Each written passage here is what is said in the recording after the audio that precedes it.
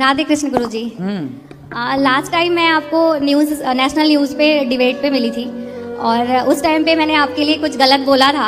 जब मैं सोचती थी कि ये बाबा सब ढोंगी होते हैं, मतलब बाबा कुछ नहीं होते, जो होते हैं बस कृष्णा ही है सब कुछ, बाबा नहीं होते हैं। बट जब मैं यहाँ पे आई वृंदावन और मैं आपके आश्रम में आई और यहाँ की सेवा को देखी, जिस तरीके से आप इतनी विध माताओं की सेवा करते हो, इतने सारे बच्चों का लालन पालन कर रहे हो, और तो और पूरा टाइम आपका 24 घंटे जो आपका किचन ओपन रहता है और इतने लोग प्रसाद के रूप में भोजन ग्रहण करते हैं, वो देखकर मेरी सोच बिल्कुल ही चेंज हो गई है।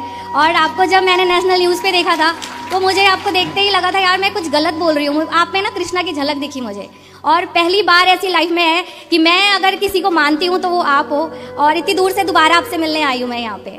मैं आपका परिचय करा दूँ। मैं एक बार न्यूज में गया था, जिस न्यूज में एक बहन ने बोला था कि मैं शराब पीती हूँ, है ना, वो शराब पीने वाली बहन के बगल में यही बैठी थी है ना।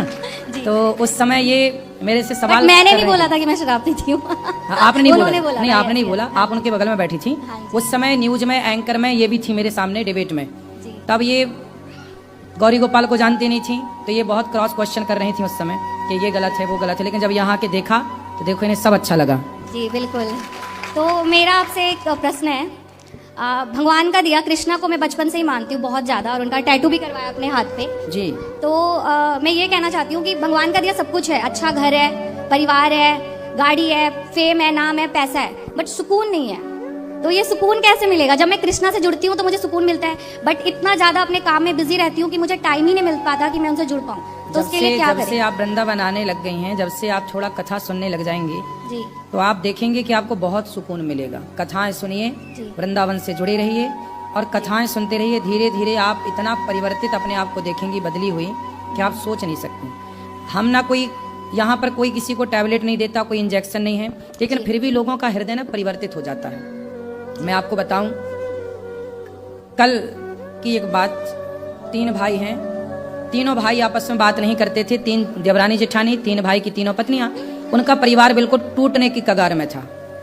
बिल्कुल तीनों भाई अलग एक दूसरे के खिलाफ, 3 पत्नियां अलग एक दूसरे के खिलाफ। लेकिन मैंने केवल उनके साथ आधा घंटा समय दिया, और उस आधा घंटा में उनके वर्षों, मतलब 10-10, 15-15 साल पुराने घाव आधे घंटे के अंदर मैंने भर दिए, और वो मिलजुल के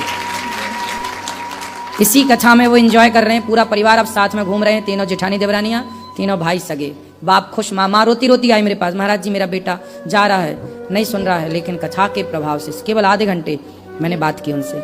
देखो ये प्रभाव है। तो आप सुनिए कथाएं, आपको पता ही नहीं लगेगा कि आप कब बदल गई। वैसे भी देखो हम न्यूज पहुंचे तो उतने से इतना परिवर्तन हुआ कि आप खींची चली आई वृंदावन। ऐसे ही परिवर्तन होगा कथाओं से। आज की युवा पीढ़ी सत्संग से हट गई, इसलिए डिप्रेशन में चली गई।